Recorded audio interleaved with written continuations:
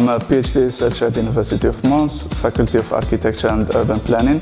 Now it's my second year working on the ILES project, specifically the axis number 2, the mapping of energy needs, both electrical and thermal for renewable energy communities. For short, renewable energy communities are basically districts, neighborhoods, or communities where people can produce, share, and also consume their own energy production.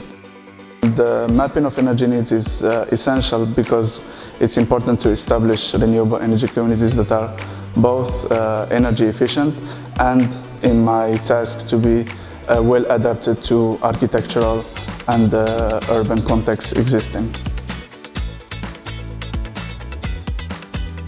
Through my research, the main objective is to create a methodological tool that will support policy makers or stakeholders interested in establishing renewable energy communities in an optimized way, meaning targeting the minimization of the energy demand or optimizing for renewable energy production.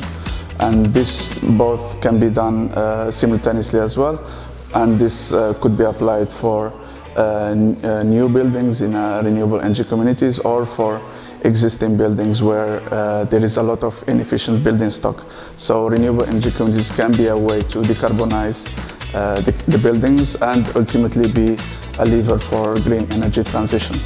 Through my research, I aim to develop a multi-criteria, multi-scala methodological tool to help identify and assess renewable energy communities in Wallonie. In multi-criteria, I mean that this tool will be based on a set of KPIs that include both building level for architectural context, for example, composition of the wall, window to wall ratio, the glazing of the windows, roof area, etc.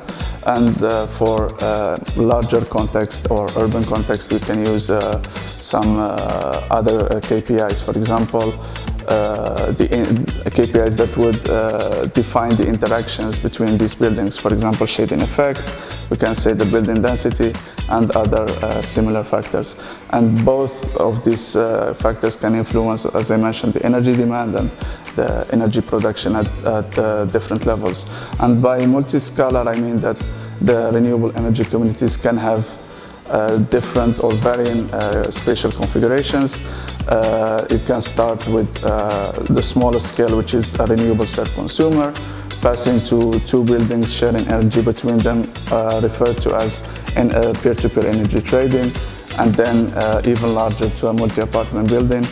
And all of these can be combined under the umbrella of renewable energy communities at the district level, but it can be even at a regional or national level, such as the citizen energy communities or renewable energy cooperatives. And the methodology that's used to establish this tool can be done through two approaches. So first, either through creating a conceptual framework where we take, for example, our own hypotheses, some data from the other ILES partners, or from literature. We create these models, baseline scenario and then simulation scenarios. We get some results and then we validate the results through a real-life case study. Or in another approach where we can get the data directly from a real-life case study. We create a calibration model, we get the results, and then we cross-validate it with another real-life case study, or a hybrid methodology where we can use both approaches. And this could be made to ensure the robustness and the transferability of this methodology. The main challenge currently is the lack of access to high resolution and reliable data for energy and buildings as well. So this is something that we are dealing with, but we are in discussion with other partners to solve this issue.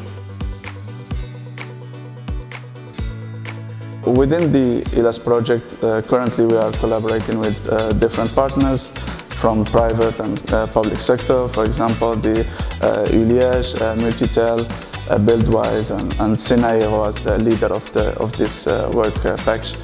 And we are also collaborating with partners from UMONS, either the thermal engineering department or the electrical department, But also we remain open for collaboration with potential external partners in order to get some reliable data from them or to establish some real-life case studies.